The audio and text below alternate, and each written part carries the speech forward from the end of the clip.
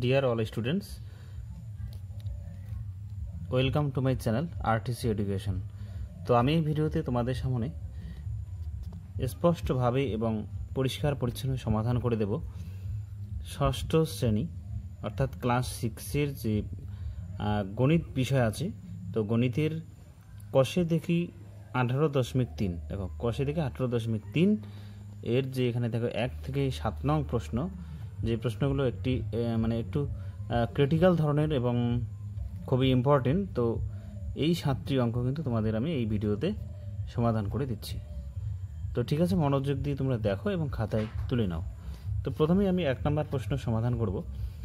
দেখো এখানে দেওয়া আছে যে 1000 এর নিকটতম পূর্ণবর্গ সংখ্যা খুঁজি। ঠিক আছে, তো সমাধান করছি আমি। দেখো, তো প্রথমে আমি কি করব, আমি এখানে প্রথমে লিখে দিই কষে দেখি অর্থাৎ কেডি লিখলাম 18.3, ঠিক আছে, ক্লাস 6। তো এখানে দেখো 1 নম্বর অঙ্ক নম্বর দিয়ে দিলাম। তো প্রথমেই আমি 1000-এর বর্গমূল করা শুরু করে দেব। কিভাবে বর্গমূল করব, আগে এটা জোড়া করে নেব। জোড়া তোমরা হয়তো জানো নিয়মগুলো। তো প্রথমে দেখো 3 3 9 বাদ দেব। এবার এখানে বাদ বিয়োগ করে দিচ্ছি। তো এখানে পাচ্ছি 1, 2 শূন্য কেটে নিয়ে এলাম, ঠিক আছে। এটা বাড়িয়ে দেব, 3-এর ডাবল কত 6 দিয়ে লিখবো, এখানে 3-এর ডাবল 6। তো এবার এখানেও 1 দেব, এখানেও 1 দেব। তাহলে কি দেখো 1 1 কে 1, 6 1 কে 6। এবার যদি বিয়োগ করো, তো বিয়োগ করলে কি পাবে দেখো, এখানে বিয়োগ করলে কিন্তু তোমরা পাবে 39। তো এরপরে কি করবে দেখো, তো পূর্ণবর্গ সংখ্যাটা কি পাবো আমরা, দেখো এখানে লিখবে। সুতরাং 1000 মাইনাস 39, যেটা আমাদের পড়ে আছে 961, এটা কিন্তু কি পূর্ণবর্গ সংখ্যা, ঠিক আছে। তো পূর্ণবর্গ সংখ্যা যখন হলো, তখন আবার কি করব, তার মানে এর বর্গমূল নিশ্চয়ই আমরা পাবো যে √961 সমান সমান কী পাবো, 31 পাবো, ঠিক আছে। তো এবার লিখব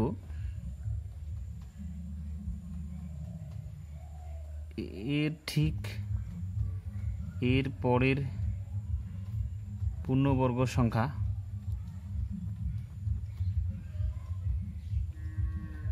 কি হবে বলো, এখানে 31 যোগ 1 মানে কি 32। তো 32-এর আমি বর্গ করে দেবো, 31 যোগ 1 মানে 32, ঠিক আছে। 32 স্কোয়ার করব, মানে আমরা পাচ্ছি 1024, ঠিক আছে। তো এবার কি লিখবো দেখো, 1024 থেকে আমি কিন্তু 1000টা বাদ দিয়ে দেবো, তার মানে এখানে পাচ্ছি 24, যেটা লেস দেন 39। তো তার মানে আমি স্পষ্টতই আমি লিখতে পাচ্ছি যে 1000 এর সবচেয়ে কাছের পূর্ণবর্গ সংখ্যা সমান সমান কত হবে বলো,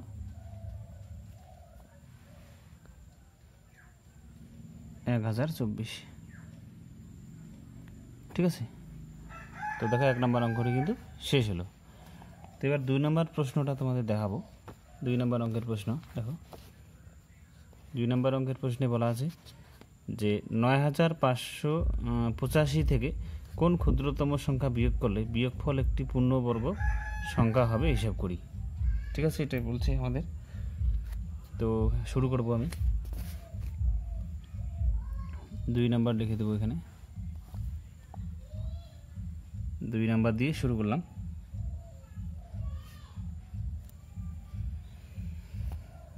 তো এখানে যে আছে 85 মানে 9585, সেটাকে জোড়া জোড়া করে নেব, নিয়ে এভাবে বর্গমূল শুরু করে দেব।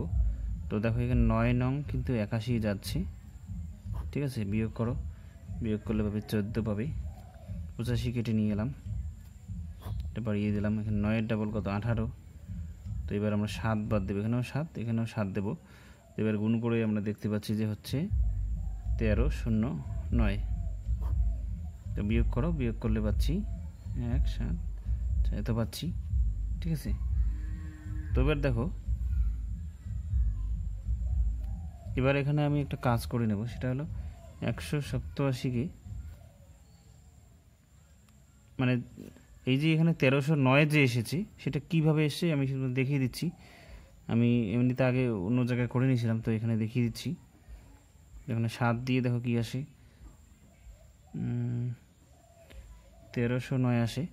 আর যদি আমরা 8 দিই তাহলে এখানেও 8 দিতে হবে, তখন কিন্তু আমরা পাচ্ছি 1504 পাচ্ছি। তো এটা বড় হচ্ছে, তাই তো। তো এখন উত্তরটা এই দুটো যদি তোমরা না করে দাও তবুও কিন্তু হবে, ঠিক আছে। এখন আমরা লিখবো সুতরাং, যেটা পড়ে আছে এটাই আসলে উত্তর। লিখব 9585 থেকে এত বিয়োগ করলে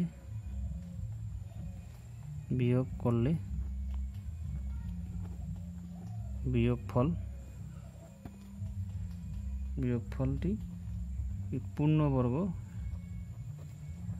সংখ্যা হবে, ঠিক আছে। তো 2 নম্বর অঙ্ক কিন্তু শেষ হলো দেখতে দেখতে। তো 3 নম্বর অঙ্ক কি বলছে যে 5320 এর সাথে কোন ক্ষুদ্রতম সংখ্যা যোগ করলে যোগফল পূর্ণবর্গ সংখ্যা হবে, হিসাব করি, ঠিক আছে। কোন ক্ষুদ্রতম সংখ্যা যোগ করলে বলেছে 5320 থেকে, 5320 থেকে। তো অঙ্কটা শুরু করব।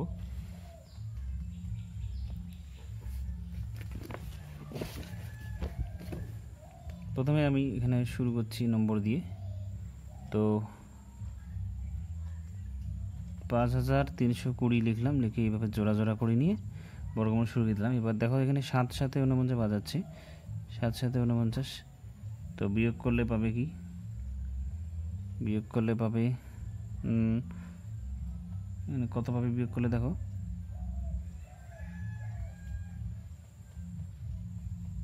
4 পাচ্ছি, আর 20 কেটে নিয়ে আসছি, 7 ডাবল 14। তো এবার এখানেও 2 দেবো, এখানেও 2 দেবো। তো এখানে কি পাচ্ছি 284, বিয়োগ করো 136। তো সুতরাং কী হবে দেখো,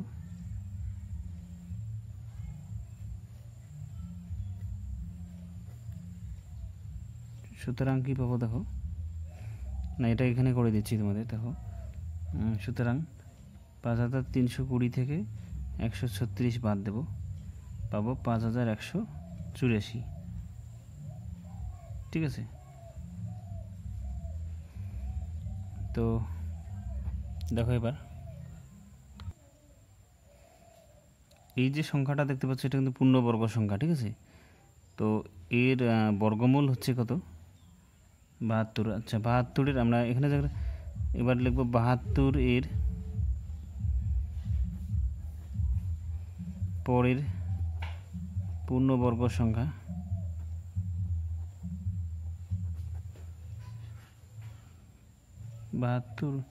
মানে 73-এর স্কয়ার করো, 72-এর পরে 1 73 সমান সমান কত পাচ্ছি 5329 পাচ্ছি, মানে 73 গুণন 73 করলে কিন্তু এটা আসে। আর একটা কথা কি দেখো, এখানে 5184 এর বর্গমূল কিন্তু 72 হবে, ঠিক আছে। আমি সেটা দেখালাম না এখানে। তো এবার এই সংখ্যাটা থেকে আমরা ওই 5320 বাদ দিয়ে দেবো, তাহলে যেটা সংখ্যা পাবো সেটাই উত্তর লিখব। সুতরাং নির্ণেয় ক্ষুদ্রতম সংখ্যা, নির্ণেয় ক্ষুদ্রতম সংখ্যা সমান সমান এখান থেকে বাদ দিয়ে দেবো 5329 বিয়োগ 5320 সমান সমান 9, ঠিক আছে। অঙ্ক শেষ হলো, তার মানে 9 উত্তর পাচ্ছ এখানে।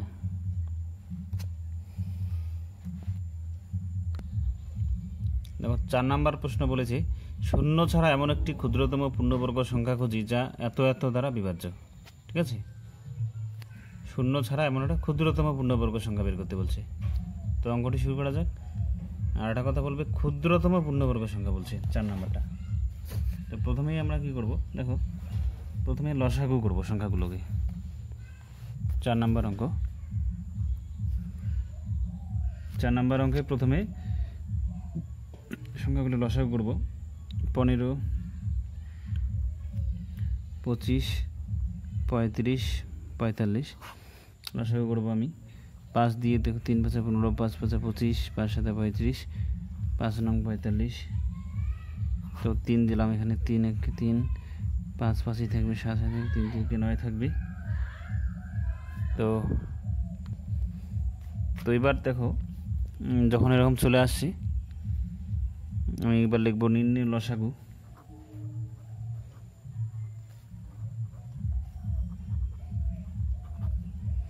সমান সমান 5 গুণন 3 গুণন একটা দিলাম না, 5 গুণন 7 গুণন 3, ঠিক আছে। তার মানে এখানে পাচ্ছ কি বলো, 5 স্কোয়ার গুণন 3 স্কোয়ার গুণন 7।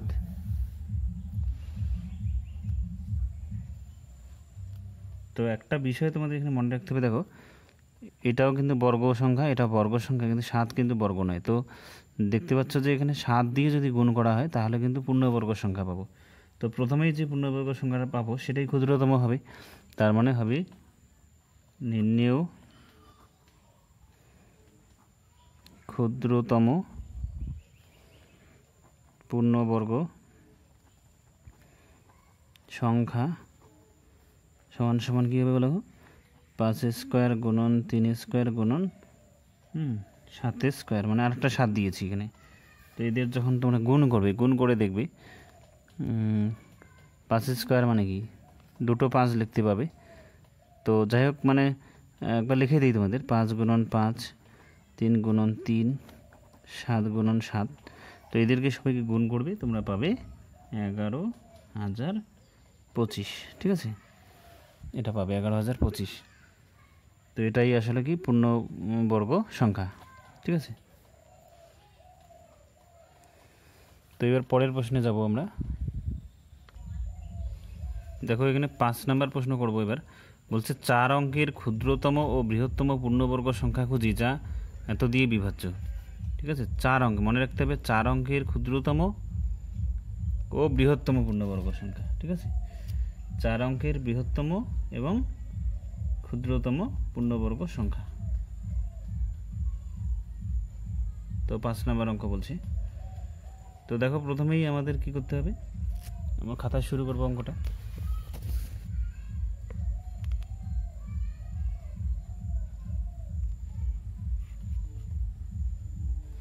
তো অঙ্কটা শুরু করব খাতায়।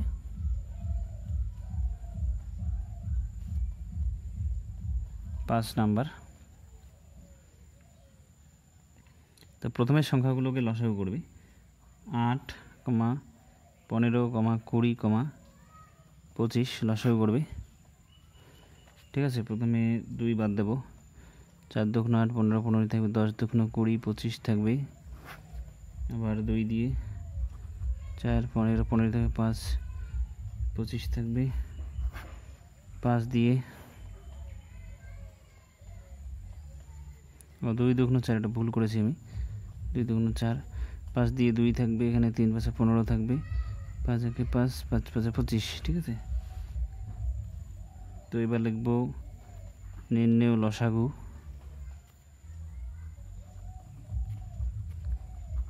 লসাগু সমান সমান 2 গুণন 2 গুণন 5 গুণন 2 গুণন 3 গুণন 5। তার মানে পাচ্ছ কি 2 স্কোয়ার, 5 স্কোয়ার গুণন 2 গুণন 3। তো একটা বিষয় তোমাদের আবার মনে রাখতে হবে যে ক্ষুদ্রতম পূর্ণবর্গ সংখ্যা যখন বের করবে সংখ্যা, তখন কী হবে দেখো, কত সংখ্যা বলেছে 4 অঙ্কের যেহেতু। তো দেখো এখানে 2 আর 3 কিন্তু এখানে বর্গ সংখ্যা নেই, কিন্তু 2 স্কোয়ার যেমন ঠিক আছে বর্গ আছে, 5 স্কোয়ার আছে, এখানে 2 সিম্পল আছে, একটা আছে, 3ও একটা আছে। তার মানে 2 একটা লাগবে এবং 3 একটা লাগবে। তো তার মানে কী পাবো, সুতরাং নির্ণেয় ক্ষুদ্রতম পূর্ণবর্গ সংখ্যা সমান সমান কী হবে, নিচে লিখি 2 স্কোয়ার গুণন 5 স্কোয়ার গুণন আবার 2 স্কোয়ার গুণন 3 স্কোয়ার। দেখো এখানে কিন্তু একটা জিনিস তোমরা লক্ষ্য রাখো, এখানে একটা 2 দিয়েছি আর একটা 3 দিয়েছি, তো তার মানে এটাই পূর্ণবর্গ সংখ্যা হবে। এবার এদেরকে গুণ করো, গুণ করে পাবে তোমরা 3600। গুণ করে দেখবে দুটো 2 দুটো 5 এভাবে সবগুলোকে গুণ করবে, ঠিক আছে। অথবা যদি এরকম মনে করো যে 2 স্কোয়ার 4, 5 স্কোয়ার 25, ওইভাবে গুণ তোমাদের ইচ্ছে মতো গুণ করে নেবে, 3600 পাবে। এটাই হলো নির্ণয় ক্ষুদ্রতম পূর্ণবর্গ সংখ্যা। এবার দেখো 6 নাম্বার বলেছে যে 4 অঙ্কের ক্ষুদ্রতম পূর্ণবর্গ সংখ্যা খুঁজি, ঠিক আছে। কি বলেছে? 4 অঙ্কের ক্ষুদ্রতম পূর্ণবর্গ সংখ্যা খুঁজি।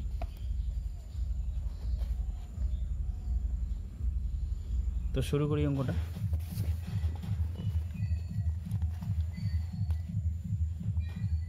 ছয় নাম্বার, তো 4 অঙ্কের ক্ষুদ্রতম সংখ্যা কি? 4 অঙ্কের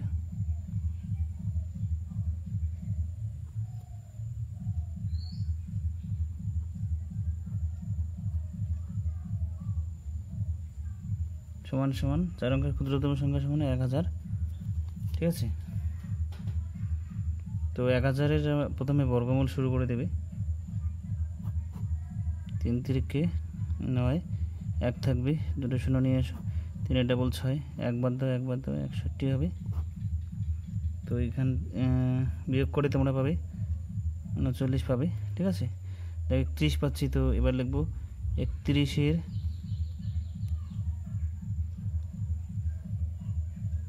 পরের সংখ্যা সমান সমান 31 যোগ 1, 31 যোগ 1 মানে 32, ঠিক আছে। তো 32-এর বর্গ সমান সমান 32 গুণন 32, ঠিক আছে। তো দুটোকে গুণ করো, 32 গুণ 32 1024। তার মানে সুতরাং কি পাবো? 4 অঙ্কের ক্ষুদ্রতম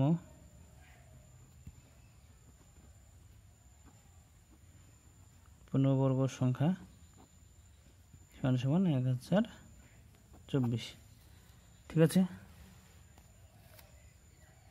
তো দেখো আমরা এবার 7 নম্বর প্রশ্নে যাব। তো 7 নম্বর প্রশ্নে কি বলেছে দেখে নাও। বলছে যে 4 অঙ্কের ক্ষুদ্রতম পূর্ণবর্গ সংখ্যা খুঁজি। 4 অঙ্কের না, বৃহত্তম পূর্ণবর্গ সংখ্যা খুঁজতে বলছে 4 অঙ্কের। তো শুরু করা যাক অঙ্কটি। তো 4 অঙ্কের বৃহত্তম সংখ্যা কি সেটা আগে লিখব। 7 নাম্বার, 4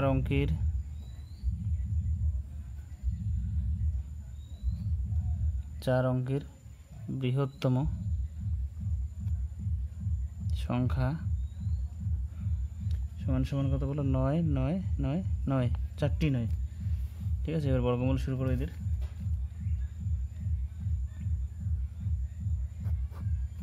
তো 9 নং 81 বাদ দেবো, এখানে বিয়োগ করো, পাবে 18 পাবে।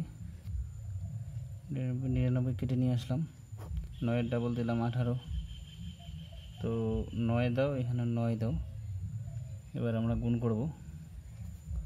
দেখো এখানে 18-এর পাশে 9 দিলাম, নিচেও 9 দেবো, দিয়ে গুণ করব। গুণ করে আমরা পাচ্ছি 1701 পাচ্ছি। তো 1 বসালাম, বিয়োগ করব, 1 9 8 পাচ্ছি। তো তার মানে কী হবে? সুতরাং নির্ণেয়, দেখো এটা কিন্তু পূর্ণবর্গ 4 অঙ্কের বৃহত্তম যে সংখ্যাটা, এটা কিন্তু পূর্ণবর্গ সংখ্যা হচ্ছে না। তো নির্ণেয় 4 অঙ্কের বৃহত্তম পূর্ণবর্গ